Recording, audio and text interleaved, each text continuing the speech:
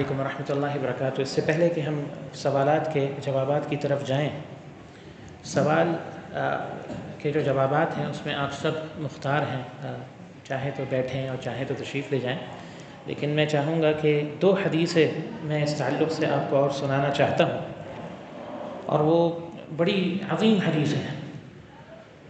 ان حدیثوں کو آپ سن لیں، اور ان 2 حدیثوں کے ساتھ ہمارا جو موضوع ہے وہ آج کا وہ اللہ کی توفیق سے مکمل ہوگا، اور یہ بہت اہم حدیثیں ہیں۔ پہلی حدیث نبی علیہ الصلوۃ والسلام کا فرمان ہے کہ جس انسان نے دنیا میں شہرت کا لباس پہنا اور شہرت کا لباس اختیار کیا، کل قیامت کے دن اللہ رب العالمین اسے ذلت اور رسوائی کا لباس پہنائے گا، اور یہ بڑی سخت وعید ہے ان لوگوں کے لیے جو اللہ پر اور آخرت کے دن پر ایمان رکھتے ہیں۔ یہاں شہرت کے لباس سے کیا مراد ہے، اور یہ باتیں میں خاص رسومات کے تناظر میں کرنا چاہتا ہوں۔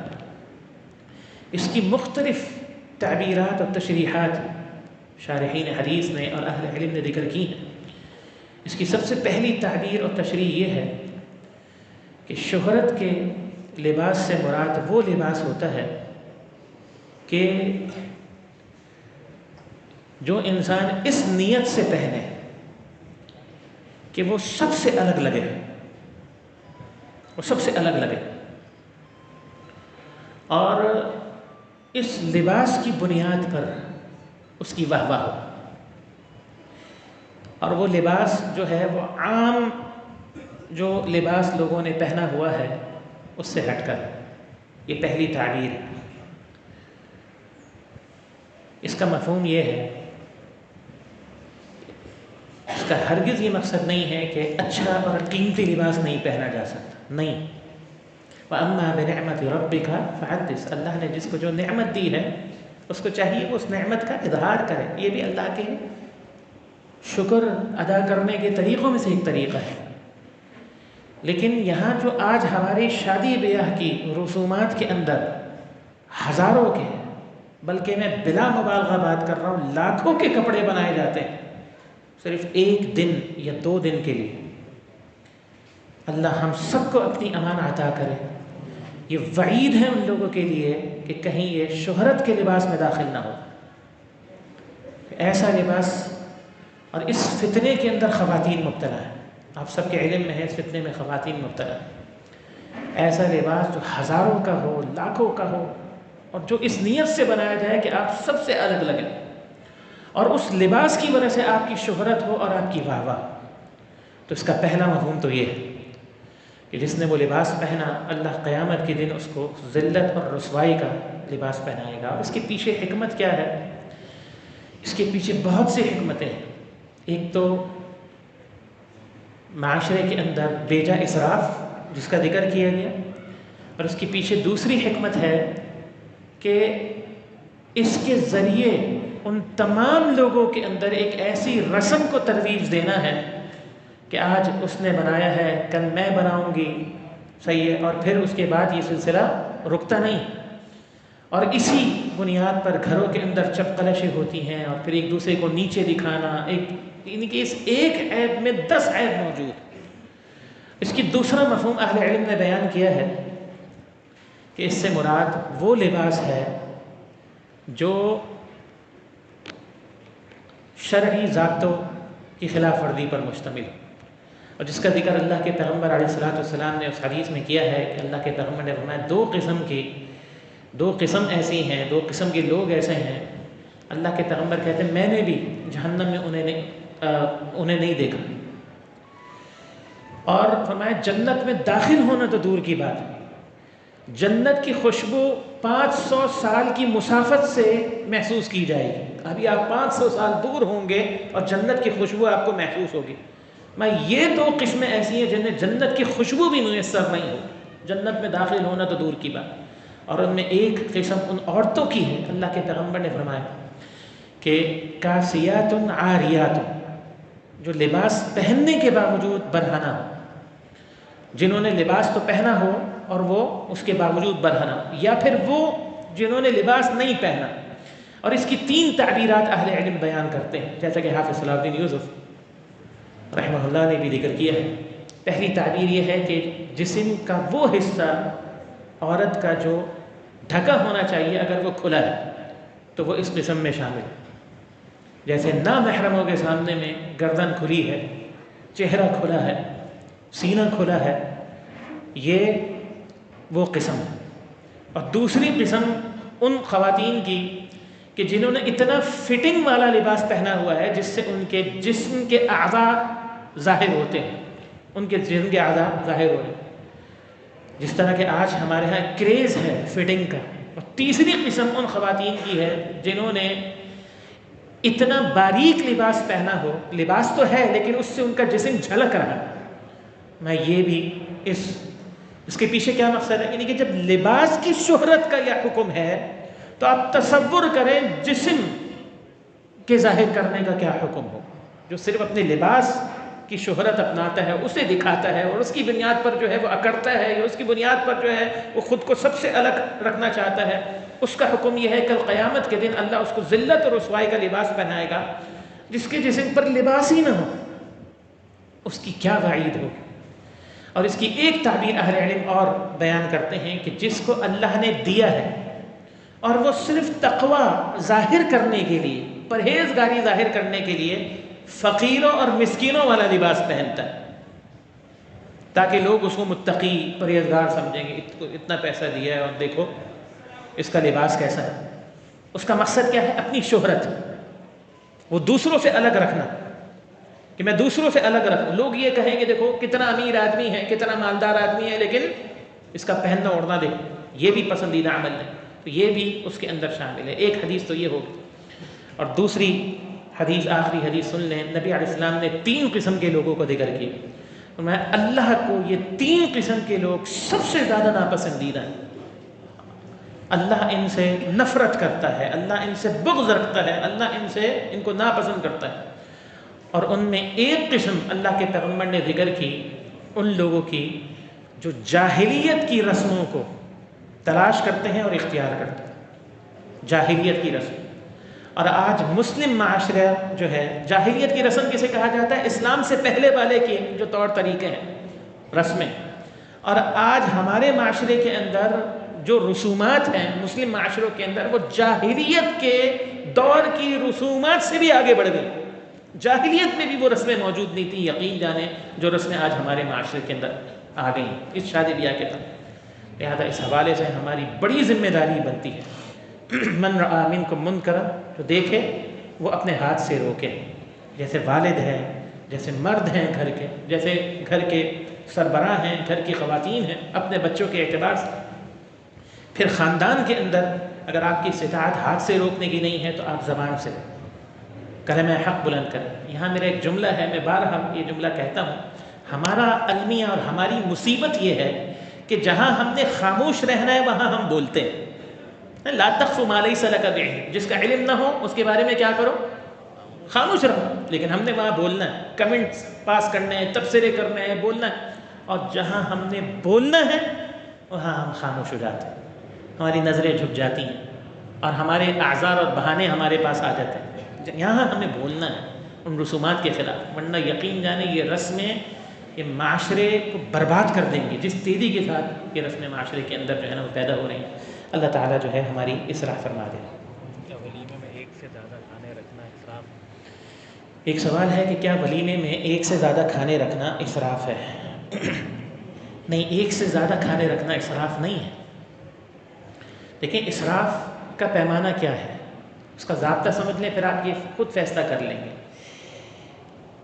اسراف کے اندر 2-3 چیزیں ہوتی ہیں. ایک چیز تو یہ ہوتی ہے کہ ہمیشہ دین اسلام، اگر یہ اسلامی نظام ہوتا نا ہمارے معاشرے کے اندر، تو اسلام ہر چیز میں اعتدال کو پسند کرتا ہے.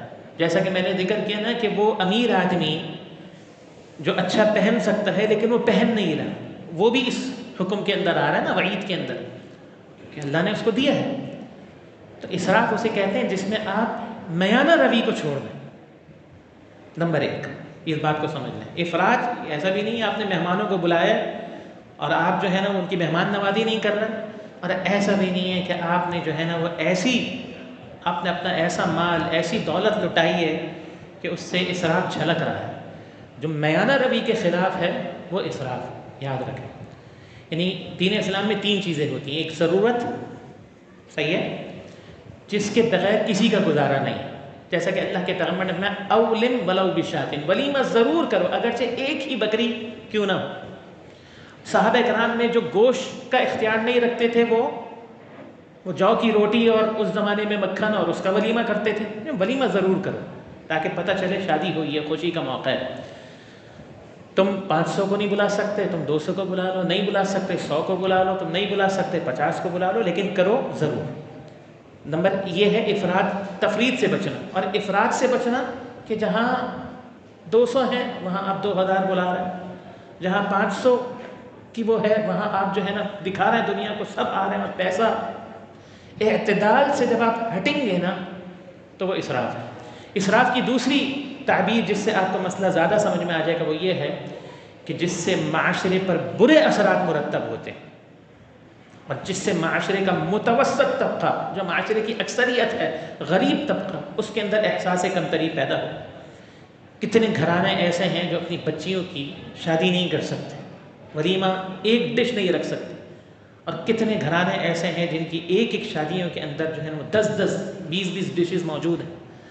لہذا معاشرے کے اندر تبدیلی پتہ ہے کون لے کر آتا ہے؟ معاشرے میں ایک تبدیلی غریب آدمی نہیں لا سکتا. اگر وہ نہیں کرے گا تو لوگ کہیں گے غریب ہے, کر ہی نہیں سکتا تھا. لیکن ایک امیر آدمی اگر یہ کام کرے گا نا لوگ کہیں گے یہ ہے تبدیلی. وہ تبدیلی لا سکتا ہے, وہ کر سکتا ہے لیکن نہیں کر رہا, وہ اپنی اعتدال اور حد جو ایک میانہ روی ہے اس سے باہر نہیں نکل رہا. اسی لیے آپ دیکھیں قرآن مجید نے خاص طور پہ اہل ثروت کا ذکر کیا ہے کہ جب اللہ رب العالمین کسی قوم کو برباد کرنا چاہتا ہے تو اس کے اہل ثروت طبقے کو ڈھیل دے دیتا ہے. وہ خوب فسق و فجور کا بازار گرم کرتے ہیں اور پھر اللہ رب العالمین انہیں پکڑتا ہے.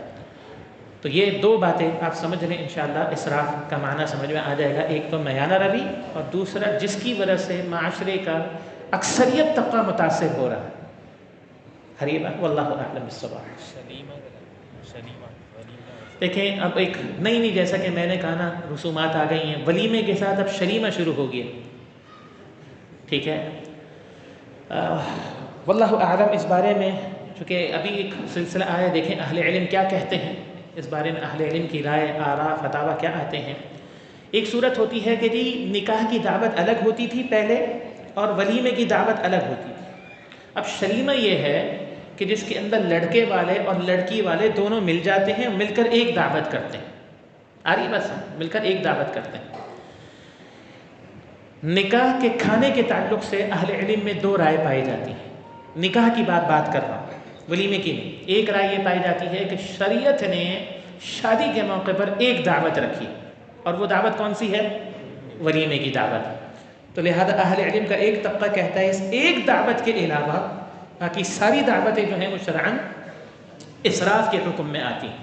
اور خاص طور پہ اگر آپ آج کے معاشرے کی بات کریں نا, جس معاشرے کے اندر لوگ سطح غربت سے نیچے زندگی گزار رہے ہیں اور معاشرے کی اکثریت جو ہے وہ لوئر مڈل کلاس طبقے پر مشتمل ہے, اپر مڈل کلاس بھی نہیں ہے, ایلیٹ کلاس تو بہت دور کی بات ہے.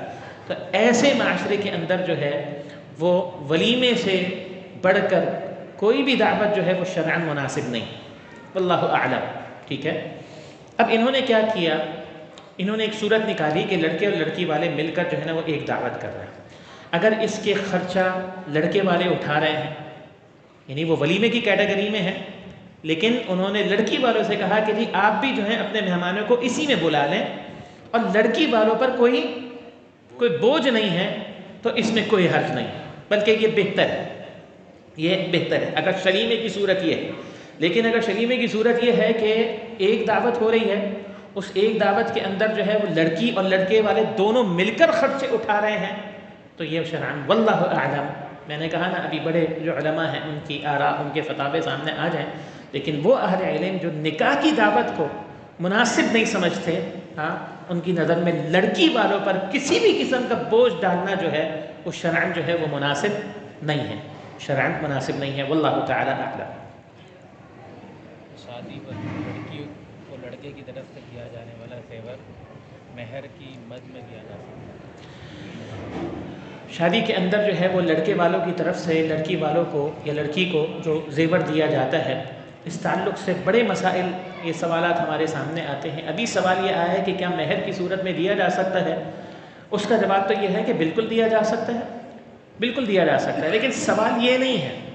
سوال جو ہمارے پاس بہت زیادہ آتے ہیں وہ یہ آتے ہیں کہ لڑکے والے جو زیور لڑکی کو چڑھاتے ہیں وہ کس کی ملکیت ہے؟ اصل سوال یہ ہے، کیونکہ ایک موقع آتا ہے کہ لڑکے والے اس پر اپنا دعویٰ کر دیتے ہیں کہ جی ہم نے چڑھایا تھا، یہ تو ہمارا ہے۔ آ رہی ہے بات سمجھ؟ اور پھر دونوں گھرانوں کے اندر لڑائی جھگڑا یا اختلافات پیدا ہونے شروع ہو جاتے ہیں۔ تو یہاں شرعاً اس کا یہ حل ہے کہ اگر تو وہ لڑکی کو تحفہ دیا جا رہا ہے تو تحفے کے بارے میں نبی علیہ السلام کا حکم واضح ہے۔ آپ نے فرمایا کہ تحفہ دینے کے بعد اس کو واپس لینے والا ایسے اس کتے کی طرح ہے جو قے کرتا ہے اور قے کرنے کے بعد اپنی ہی الٹی کو چاٹتا ہے۔ اتنا سخت معاملہ ہے، صحیح ہے؟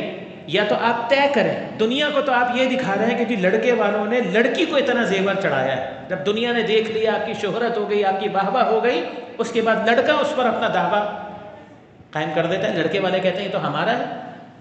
تو لہذا بہتر یہی ہے، شرع یہ کہتی ہے کہ ہر چیز میں کلیئرٹی ہونی چاہیے، ہر چیز میں کہ آپ وہ لڑکے کو دے رہے ہیں یا لڑکی کو دے رہے ہیں۔ اگر تو حق مہر کی صورت میں تو اس میں کوئی دو رائے ہے ہی نہیں، لیکن حق مہر کی صورت میں نہ ہونے کے باوجود بھی اس بات کی کلیئرٹی ضروری ہے کہ جی وہ لڑکی کو دیا جا رہا ہے یا لڑکے کو دیا جا رہا ہے، کیونکہ سوال کی نوعیت اس وقت اور زیادہ بڑھ جاتی ہے جب اللہ نہ کرے دونوں گھروں کے درمیان اختلاف ہو جاتا ہے، طلاق کی نوبت آ گئی، نہیں بن سکی۔ اب کیا ہوتا ہے کہ جی لڑکی والے لڑکے والوں کا سامان واپس بھیج رہے ہیں اور لڑکے والے جو ہے وہ لڑکی والوں کا سامان واپس بھیج رہے ہیں۔ اب مسئلہ اٹک جاتا ہے زیور پر، زیور کس کا؟ اب اس میں پھر لڑائی جھگڑا ہوتا ہے۔ فتوے ہمارے پاس ایسے ہی آتے ہیں، سوالات ایسے ہی آتے ہیں، یہ پوچھا جاتا ہے کہ جی کیا لڑکے والوں کو لینے کا حق ہے، اور لڑکی والے پوچھ رہے ہیں کیا وہ لڑکی کا نہیں ہے؟ تو ایسی صورت میں نے کہا نا دو باتیں، اگر تو وہ تحفہ ہے تو وہ لڑکی کی ملکیت ہے، اس کو واپس نہیں لے سکتے، یا پھر اس وقت جس وقت نکاح ہو رہا ہے اس وقت یہ بات واضح ہونی چاہیے۔ ہاں اگر اس وقت یہ بات واضح کر دی گئی کہ نہیں جی یہ جو ہم دے رہے ہیں یہ ہم لڑکی کو نہیں دے رہے، یہ ہم لڑکے کو دے رہے ہیں، لڑکے کی ملکیت میں ہے یہ، اب اپنی ملکیت کے اندر وہ اپنی بیوی کو پہناتا ہے لیکن اپنی پاس رکھتا ہے، یہ چیز اگر کلیئر ہوتی ہے تو مسئلہ جو ہے نا وہ اس میں کوئی وہ نہیں ہے۔ اصل مسئلہ یہ ہے کہ ہم کلیئر نہیں کرتے، دنیا کو کچھ اور دکھاتے ہیں اور اس کے پیچھے ہماری نیت کچھ اور ہوتی ہے۔ واللہ اعلم۔ بارک اللہ فیکم، سبحانک اللہم و بحمدک، اشہد ان لا الہ الا انت، استغفرک و اتوب الیک۔